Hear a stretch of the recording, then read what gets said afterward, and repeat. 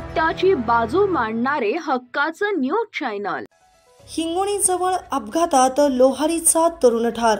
आमदार मंगेश चव्हाण धावले जखमींच्या मदतीला।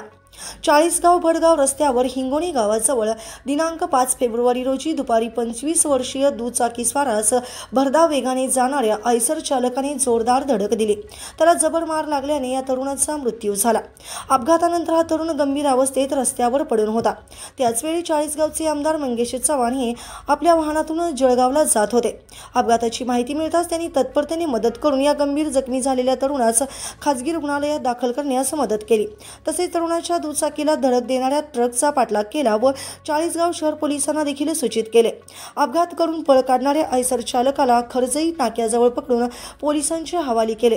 दरम्यान अपघातात गंभीर जखमी झालेला लोहारी तालुका पाचोरा येथील त्या तरुणाचे नाव राहुल पाटील असून यश पाटील हा गंभीर जखमी आहे। मृत्यू झालेल्याचा मृतदेह ग्रामीण रुग्णालयात नेण्यात येऊन शवविच्छेदन करण्यात आले।